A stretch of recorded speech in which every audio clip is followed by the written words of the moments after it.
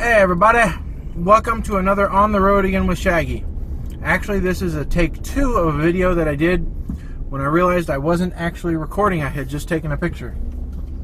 Sometimes learning a new camera is tough, especially when you have to keep your eyes on the road and not look at the flashing red light. So let's try this again. For those of you that are subscribed to the channel, you will have gotten a message through our Facebook and Twitter feeds that an episode should have come out this morning. Well, that's probably got a little bit delayed because, well, I've been busy and had a little bit of problem rendering out the video. Doing this whole 360 thing is a little bit new to me, so it takes a little bit more time for me to get things right. I'll get into the groove though, so don't you worry. You'll have a lot more of them coming. We've already had a few stops this morning. Went and gave blood, and it was something I haven't done very often. I used to do it more often than what I have been recently, but you know, something you probably should do. I happen to be A negative, which is a little bit of a rarer blood type. So you know, the way I look at it as I'm just putting stuff into the bank in case I need it later on.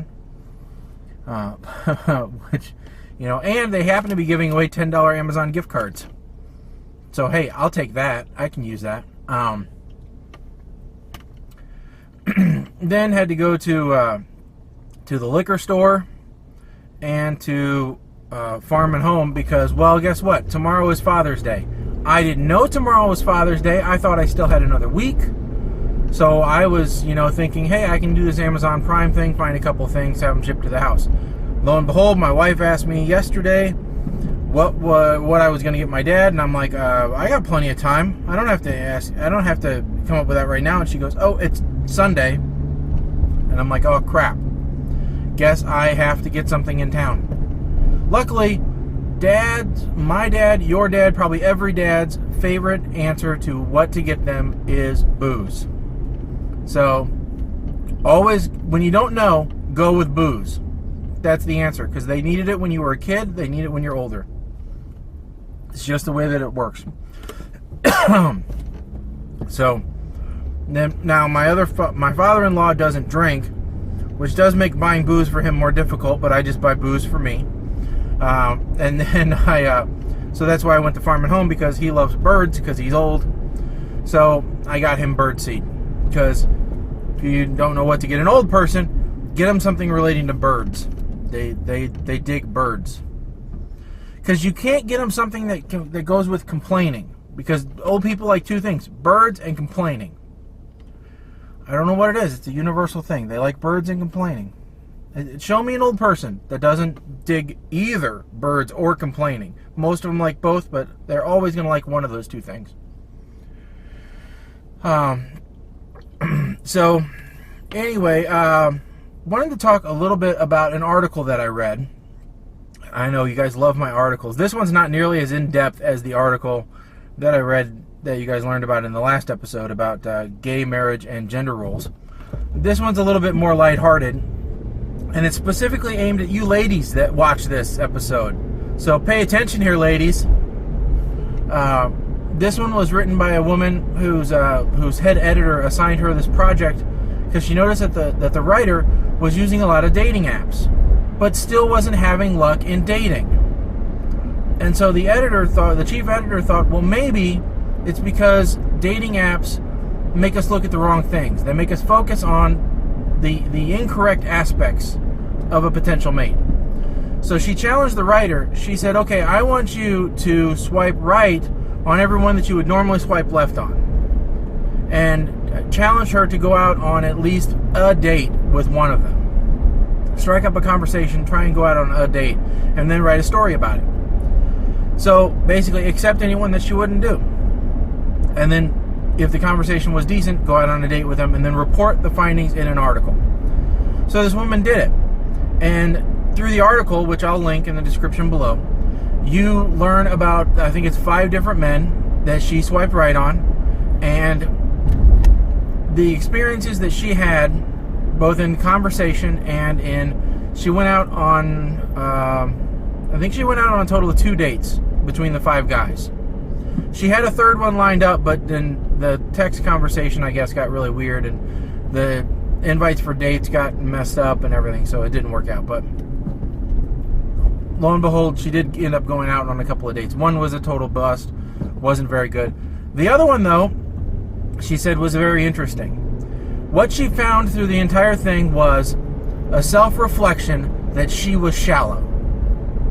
She found that what really was happening was, before this experiment, she was purely judging people on the way that they looked. You know, and how dashing or handsome they were, and you know, just 100% artificial, you know. And that's, yes, attractiveness is part of a relationship, but it's not everything. You need a deeper connection than just looks, because looks fade, looks change, you know. Ask any couple that have been through any type of trauma, all right? Be it the woman had breast cancer and had to have a mastectomy, or, you know, the man was in a horrible accident and lost an arm or a leg or whatever, or, you know, any of that type of thing. You know, I'm just pointing those out as examples. There's a whole host of other things that could happen, all right? Looks change. And I'm not saying that that's necessarily for the better or for the worse, whatever, but they change. They go differently, all right? Hair falls out, for example, turns gray. It happens. It's a natural part of life. So if the looks and the attractiveness is the only thing that's keeping you together, then it's not going to work long term. So I want to focus on one of the guys that she went out with. The guy was a self-admitted sneakerhead, which is still a weird thing to me, people that are into shoes, all right, and nerd, who she said in her normal dating life she would never give the time of day to, all right, and his picture was not flattering at all on the dating site. So she said she would have never swiped right on this guy. Never. But because of the challenge, she did. They struck up a conversation. She found out that he was slightly witty online. And because her deadline was coming close, she quickly arranged a date. Rather than, like some of the other guys, inviting her to a bar, he said, hey, why don't we go bowling? Again, an experience that she doesn't do. All right? It's not her thing. It's out of her comfort zone. But she did it anyway because it was her assignment. And she got there before he did. He met her. She admitted that he looked way more attractive than what he did in the photo. And that while they didn't really have a whole lot in common, just the act of getting to know him was a good experience. And that their differences made for good conversation. In fact, that she had mentioned to him that she was a foodie, that she liked, you know, trying out different things. So at the end of the night, everything went well, even though she found out she was a horrible bowler, but she enjoyed the experience. End of the night, everything went well. Nothing, you know, they didn't go home or anything because this guy's a normal guy. But I guess the next day, he asked her out to this other restaurant that he thought, because she's a foodie, she would really enjoy going to, and she said yes, and they lined up a second date. All right? Now, not because she had to, but because she wanted to. She wanted to get the guy, know this guy more. Does she think that there's a serious relationship in it?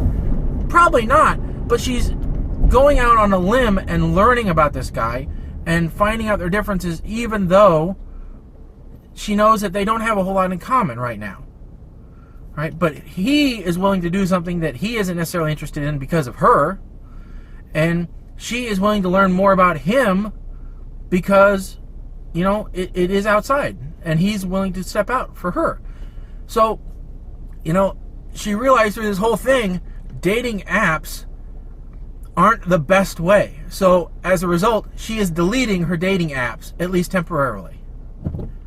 And she's going back to the old school way of dating, of finding someone who you're interested in, learning about them, forging a real relationship based on something other than looks. And, you know, that is a great thing, because we can't judge everyone based on the way they look. You know, it's not the way to pick friends. It's not the way to pick mates, all right? Significant others. Because as I said, looks fade over time. They change. You have to have a deeper level of understanding, of commitment, of being with the other person. Because otherwise, it's not going to sustain you in the long run. So, I don't know. That's just my opinion. Maybe I'm wrong. Maybe dating apps have worked for you more than just a hookup. Because if they just work as a hookup, then that's not a relationship. That's not a commitment. I heard a story the other day about a guy who had a hookup with a girl on a dating app. And then, the next day, he asked her if she wanted to go out. And she said no. Alright? She wasn't ready to date him. She wasn't really ready to date anyone. She just wanted to have sex. Now, how screwed up is that? I mean, you like him enough to have sex with him, but not enough to go out on a date where nothing is implied? That's just plain bizarre. That's just plain weird to me. I don't get it. But maybe I'm not meant to. I don't know. Anyway, road trip's over. We're back.